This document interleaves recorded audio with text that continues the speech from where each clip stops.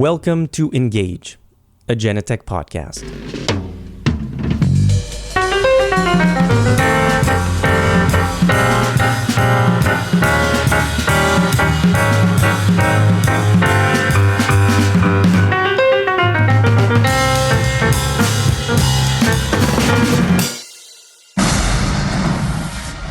Jed, what's coming? Double homicide, one male, one female. Killer's male, white, 40s. Set up a perimeter until we're en route. I'm placing you under arrest for the future murder of Sarah Marks. Give the man his hat. The future can be seen. But can it? When the subject of next-generation crime-solving technology comes up, many think of this film, the dystopian 90s sci-fi crime classic Minority Report, and the frightening portrayal of future policing it paints. Fortunately, it bears zero resemblance to modern-day crime labs and the actual practice of data-driven policing.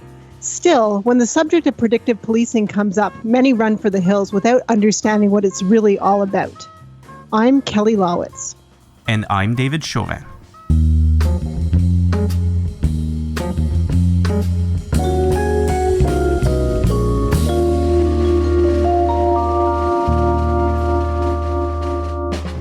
While science fiction can help us predict the dangers of a world where technology is left to trample over civil liberties, actual science, in this case data science, in the proper hands and developed with proper sensitivities can help guide law enforcement toward the right conclusions, even the right predictions. There are bad bail and parole decisions being made because people type the wrong number into a black box model. It's letting dangerous people go free, and it's keeping people in prison who don't deserve to be there.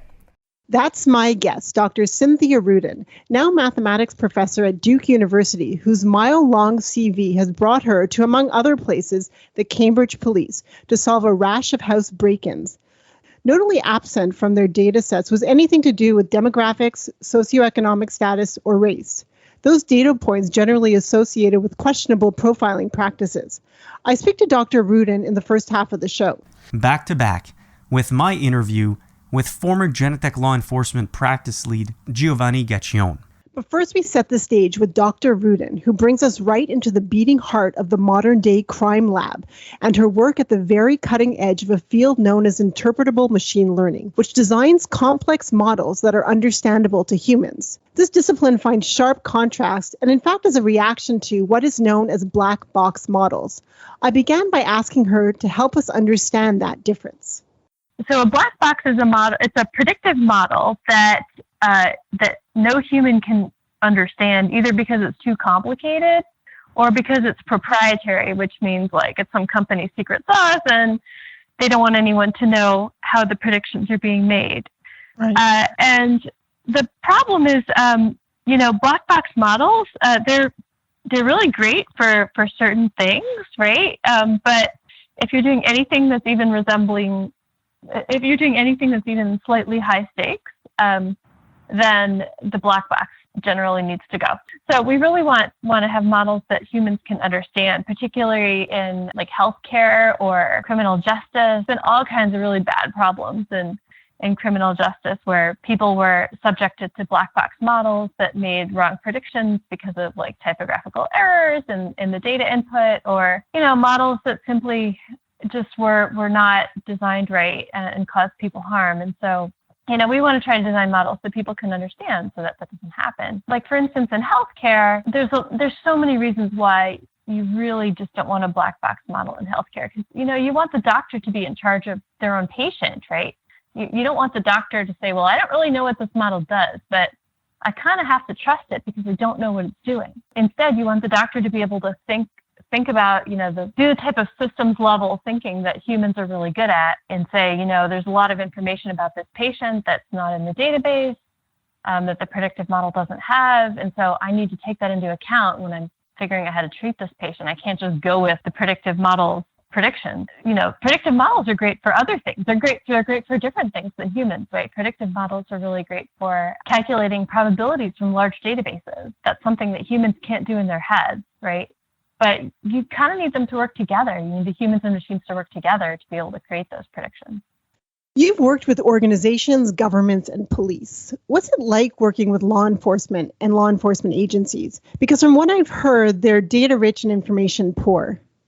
Well, let me tell you about the problem that I worked on, because it's different than the ones that have been in the media lately that AI is being used for. So the problem that I worked on, it was really interesting. So I was the way I got into it was that I was a professor at MIT, and I got an email from one of the centers that I was associated with, saying the Cambridge Police Department has a problem that they think they need help with, and if you think you might want to help, you can just come to the meeting.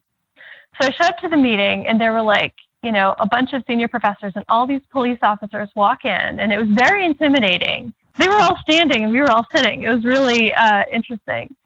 And then there's a detective, Dan Wagner, who stood up and he said, "We have this problem. We think that we want to solve house breaks in Cambridge. We have these crime series that are occurring.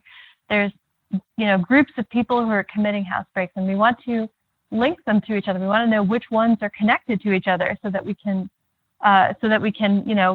do something about it. Does anyone want to help?" And then they went around the room after describing the problem, and everybody was like, "Well, I'll supervise, but I don't want to actually do this. I don't want to actually do it." And then they got to me, and I was like, "I'll do it." I was really excited about it. And it turned out to be an absolutely wonderful project. So some really, really smart data analysts at the police department noticed that there were a number of pickpocket crimes at the same cafe. And it was like a needle in a haystack because the cafe was in Harvard Square. So it's just crimes all over the place. And it was really hard to pick out this pattern. It was a Tuesday, Thursday pattern. And so once the person figured it out, they sent a police officer there to get their pocket picked. And when the police officer got their pocket picked, they arrested the person. It was like this amazing pattern that this police officer found. And they were like, "We were wondering if we could automate this." And so they decided to do it with house breaks. So a house break is, where someone breaks into a house and steals things and leaves usually without being detected or seen. So there's usually not even a description of what the person looks like. And you don't even know when they came most of the time because, so they had a database that was hand curated over a 10-year period. And each house break was recorded there with all kinds of information about the house breaks. Was it an apartment or was it a single family house? Was it a multifamily house? How did the person break in? What did they steal? It had a whole database of what happened. Was it a weekday? Was it a weekend? Where was it? And then what we did was we took that data, tried to just figure out what the modus operandi of the crimes were, at the same time as figuring out which crimes were related to each other, like which crimes were in a series. And it was actually a really hard clustering problem because you didn't know what factors were part of the modus operandi until you knew which crimes were in the cluster. And you didn't know which crimes were in the cluster until you knew what the modus operandi was. So it was a subspace clustering problem that was a really hard analytical problem. Yeah, it was really interesting. It was a really, really cool project. So at some point we realized that, we're not a company.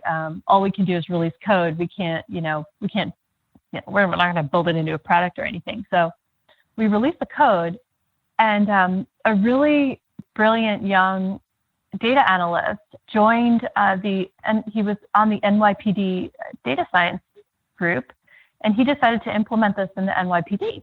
So he actually built it into, he asked us questions. He would email us from time to time and ask us questions about the code and stuff. And he built it into the New York Police Department. He built it into their whole system. And so they actually have been using it for several years to find crime series, which I think is really cool. So one question I have, it always comes up when we're talking about machine learning, artificial intelligence, is bias. So how does interpretable machine learning eliminate bias? it's just much easier to detect if a model is biased or if it's depending on the wrong information when it's interpretable. Can you give me an example of that? Yeah. So, I mean, the example that I really like is the whole Compass scandal. That example just blows my mind. Okay, so in about, when was it? I think it was 2016. ProPublica wrote this article that sort of set off the whole algorithmic bias thing, which was that there's a model that's used in the criminal justice system, and it depends on race, and it's biased against Black people. So, it's kind of putting the blame squarely on this algorithm. And at the time, I had just written a paper on interpretable models for prediction in the criminal justice system. And we had actually had a section on racial bias in the paper before that article came out. And our paper basically said, you can design an interpretable model. You don't need a black box. And we don't think the model needs to depend on race because you're not gaining any predictive accuracy from putting race into the model. But you have to be careful because race is correlated with age and criminal history. And that's due to systemic racism and bias in the whole society, in all of society, right? And so from what I knew, I thought it would be very strange if ProPublica was right?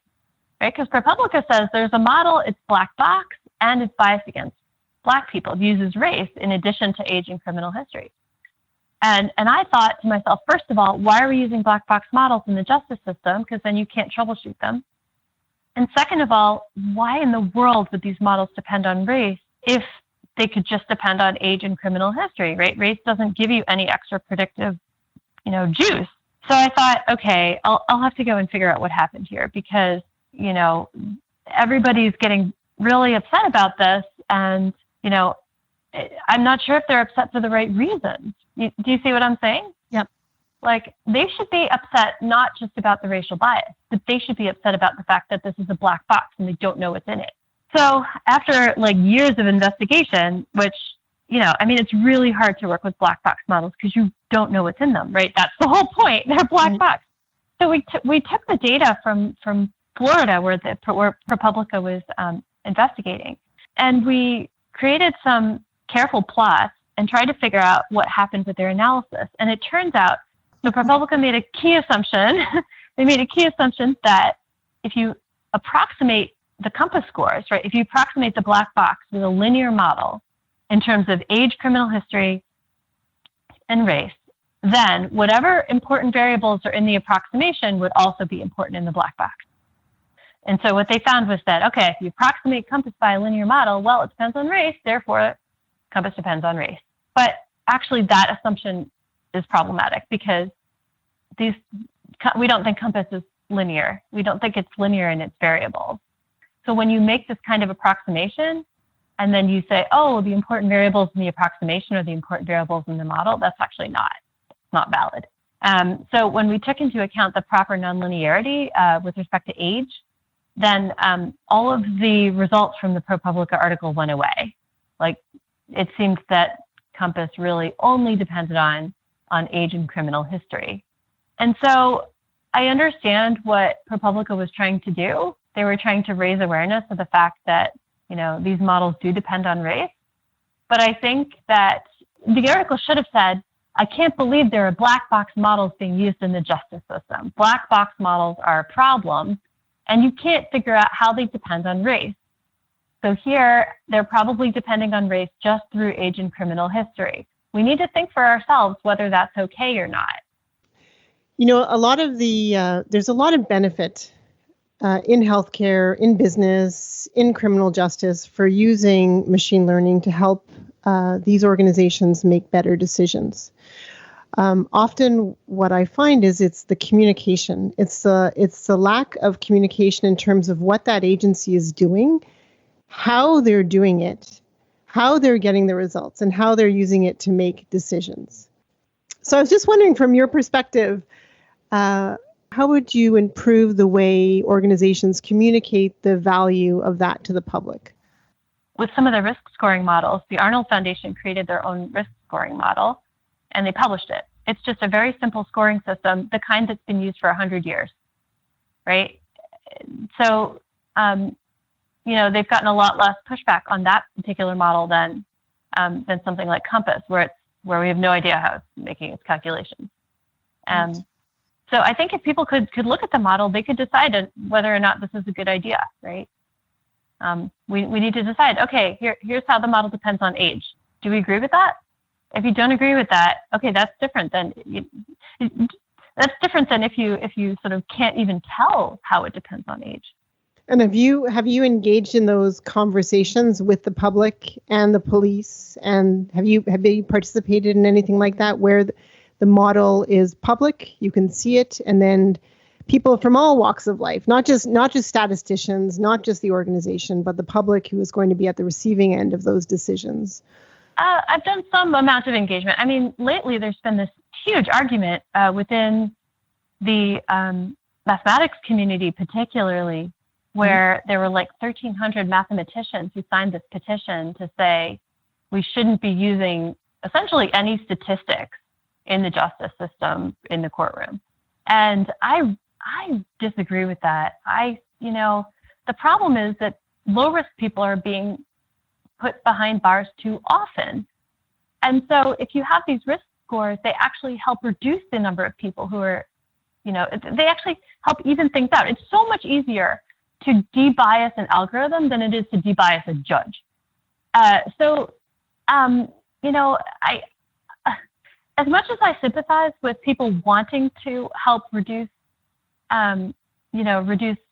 bias and make our society better, I don't think that telling mathematicians not to work with police departments is the way to do it. And I actually wrote a response to this. Me and Ingrid Jobshi and Ezra Miller, we actually wrote a response saying, no, we really should convene a group of people to work together to figure out how to do this in the best way possible. We don't want to just omit numbers, omit statistics from the courtroom. We want to use both people to their best ability and algorithms to their best ability. And what we'd ideally want is like a centaur, like a human-machine team that works together better than either one alone, right? You can have the computers that can aggregate data sets and create probabilities, whereas the humans can adjust these scores for what we know about the person who's standing in front of them, right? Instead of what's going on now, where the judge just looks at the person, can see their race directly, and make a judgment based on whatever, who knows what, right? The judge is a black box. So that's the kind of engagement that I've had most recently, just trying to sort of do damage control on this idea that mathematicians should never talk to police, which I really, really disagree with. Because otherwise, like, what happens when mathematicians say, oh, we're not going to talk to police, and then companies want to sell police, flawed facial recognition programs? No, there's no engagement. There's no one to tell the police, hey, you really shouldn't buy this stuff, because there's no one engaged. You see what I mean? So yeah, so that's the level where I'm at right now, if that makes sense. Yep, definitely does.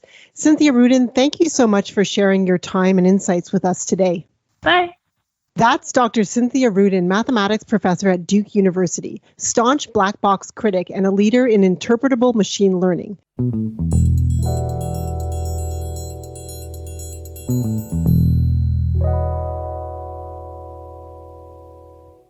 Chicago Police Department is the second largest police department in the United States. There are 22 police districts in the city. We have about 12,600 sworn, and then there's a headquarters facility, and there's other specialized units.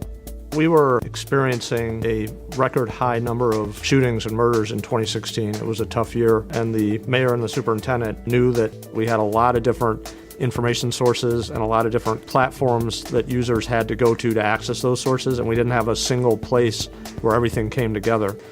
The team that was here talking to Chicago saw this as an expansion of the Genetec product line, that this could be really something beyond what we currently do. And the idea now is, can we bring all that information together? And that's really where the idea of CityGraph started. That's Giovanni Gaccione, Director of Strategic Planning and Portfolio Management at Genetec. I started by jumping right into the technology to better understand if it was simply designed to make the job of cracking cases easier, or to actually do things they couldn't do before. From a Genetec perspective, we're very careful about all the trendy words like machine learning and AI. Where CityGraph and Valkyrie fit in is really using data and mining that data to allow the human to make their intelligent decision on that data. So it's really about using machines to do the heavy lifting, and you accentuate the intelligence and the decision making that the human adds to it. So it's really the marrying of both of those things. Talk about data points. What kind of data are we talking about here? With cities, the most interesting thing, and even law enforcement, is that you can actually have all sorts of different data points, which is either crime data, 311 call data, 911 calls, different types of records, record management systems, jail management systems, anything and everything. So the whole concept here is trying to allow investigators to connect those dots quicker by leveraging these platforms to search the data sets. So to be clear, then those platforms, you're not getting data from sources that wouldn't be normally accessible to law enforcement. Because obviously privacy is a huge concern, and intrusive police forces and law enforcement agencies overstepping the boundaries with whether it's Valkyrie, CityGraph, or tools from other suppliers. Right there's quite a few out there. Is the guiding principle then that you only touch the data that would be there regardless of whether your tool was present or not? Yeah, that's correct. We don't create any new artifacts at the city, and all the data that we touch is city-owned or law enforcement-owned data. So we're not going out and scavenging, social media platforms. We're not hitting sources that the law enforcement or the government agency doesn't already have access to. What we do is once they have that access, it's about cataloging it, searching it, and finding those connections within the data set.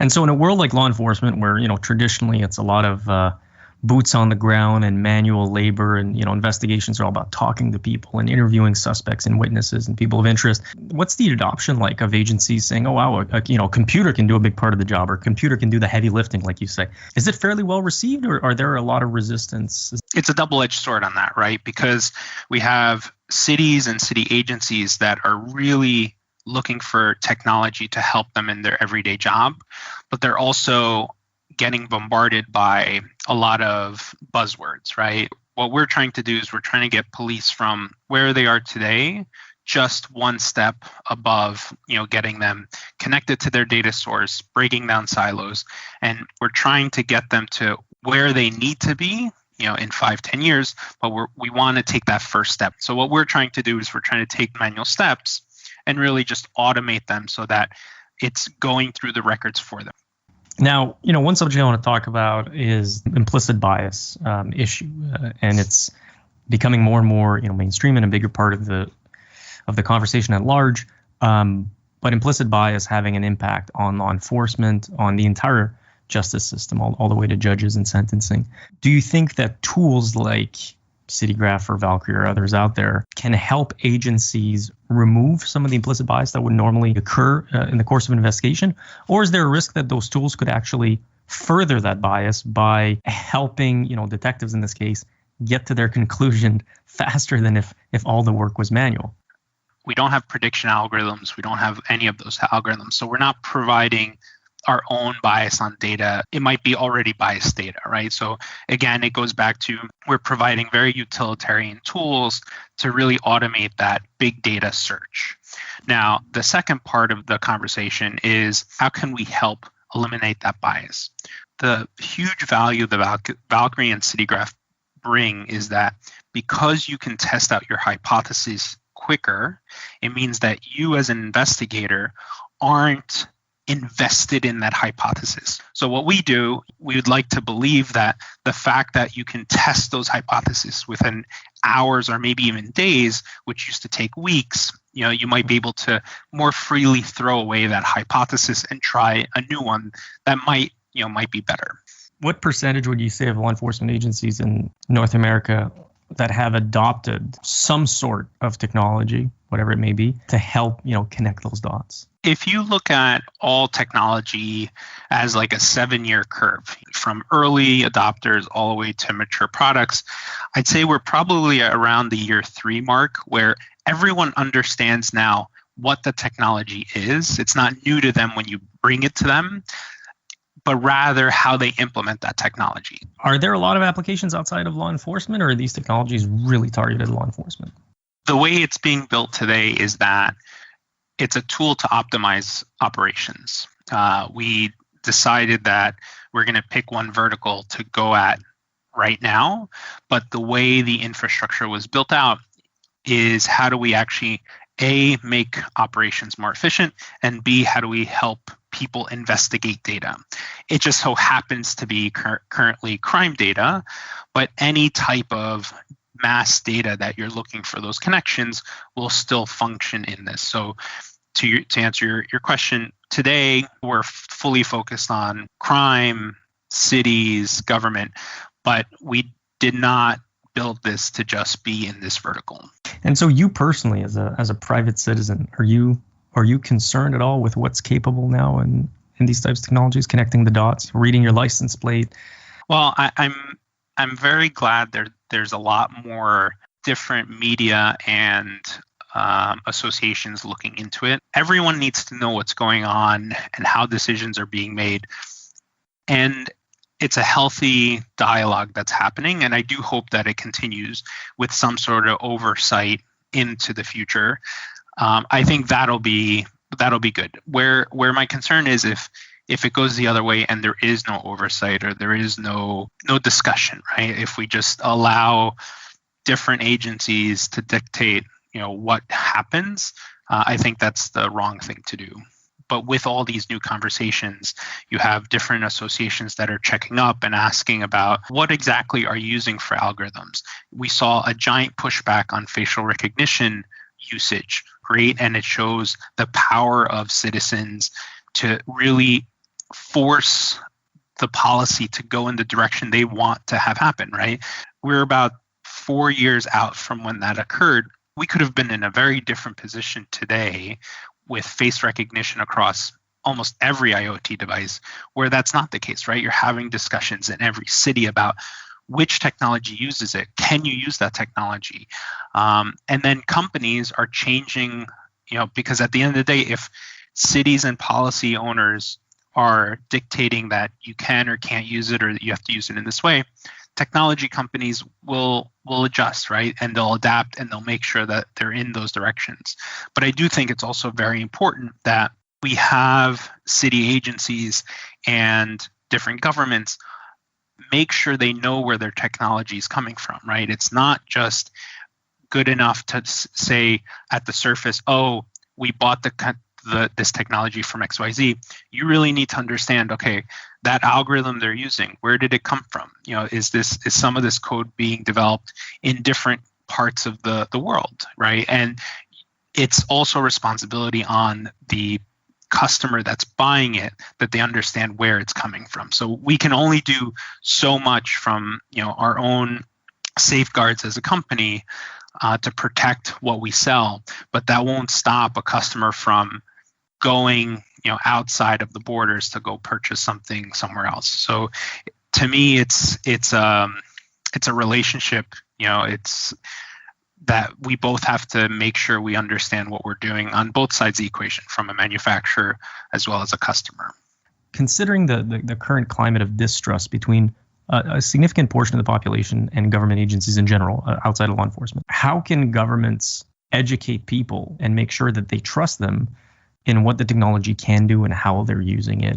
Trust is lost in a second. And really where that trust gets lost is, as an agency, you can't just pick and choose which things you're going to talk about and be transparent about, and not what you're going to not be transparent about. And what we've seen is that agencies try to be really transparent about certain policies, but then news comes out about some other thing they were doing that breaks that trust. And it's this constant cycle. So, from a trust perspective, it needs to be just like everything else, it needs to be a holistic process. Do you think that there's a responsibility from the manufacturers or from the security industry in general to work closer with civil liberties? Let's say the ACLU is a fantastic example, to work closer with organizations that defend civil liberties and privacy?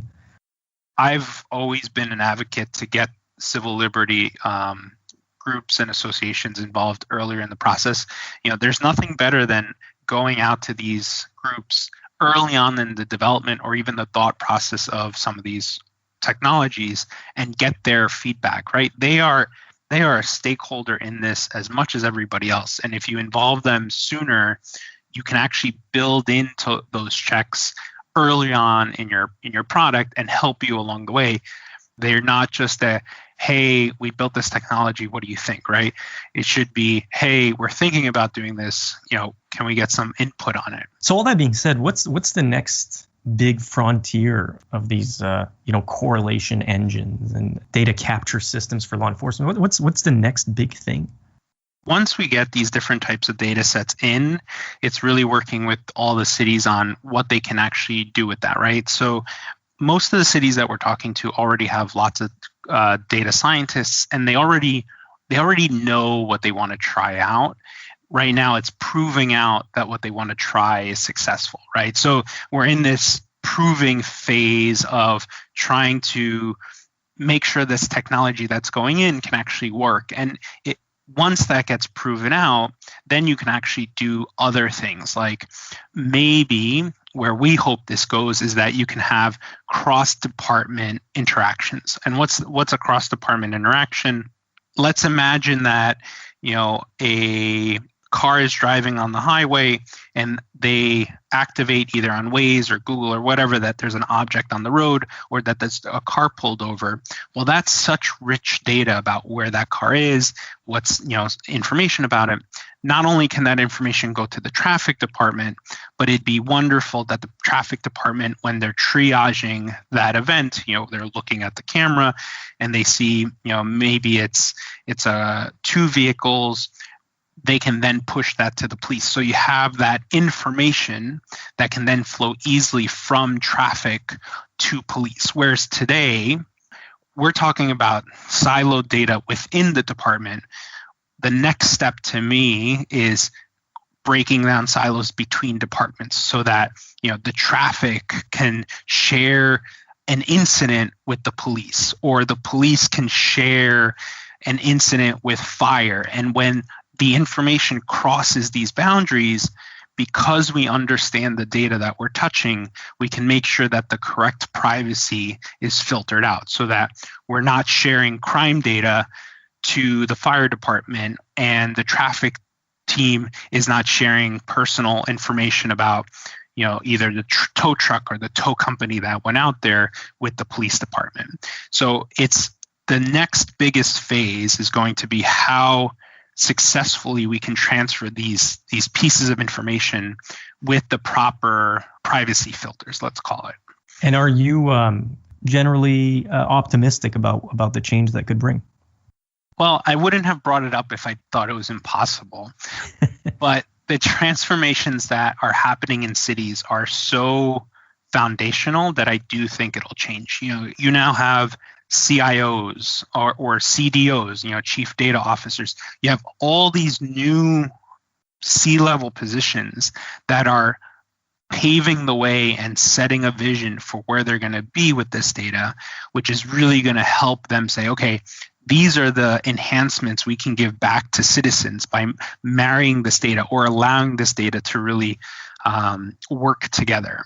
And those enhancements, because at the end of the day, cities provide services to citizens, and once you can figure out what benefits you can give back using this treasure trove that we call data, then the possibilities are endless. So I do feel that the majority is going to happen within 5 to 7 years of having a game plan and starting to execute on that game plan of how to do this, because you're going to see cities that are already ahead of the curve making tremendous wins on things that they're already doing. The work that cities and law enforcement agencies are putting in is breathtaking, right? It's the things they want to provide their citizens, the technology, and how good they're trying to be, right? How transparent they're trying to be, how they're making that a priority, how they're including groups like the ACLU earlier. They're doing all the right things, and I'm super excited. But just like every relationship, it just takes time, right? You can't go from where we are today to next week. Everyone believes in it. This will take time, but I do see that all the steps they're taking, all the direction and where they're putting their money and where they're, training their recruits, all that is in the right direction. So it's going to be really cool in the future. Fantastic. Thank you so much for your time, Giovanni. Thank you. That's Giovanni Gaccione, now Director of Strategic Planning and Portfolio Management at Genetec. We hope you've enjoyed this episode of Engage on the challenges and opportunities of modern-day data-driven policing. I'm David Chauvet. See you next time on Engage. Engage, a Genetec podcast, is produced by Bren Tully-Walsh. The associate producer is Angèle Paquette. Sound design is provided by Vladislav Pronin. Our production coordinator is Andrew Risha. The show's executive producer is Tracy Aids. Engage, a Genetec podcast, is a production of Genetec Incorporated. The views expressed by the guests are not necessarily those of Genetec, its partners, or customers. For more episodes, visit our website at www.genetec.com, on your favorite podcasting app, or ask your smart speaker to play Engage, a Genetec podcast.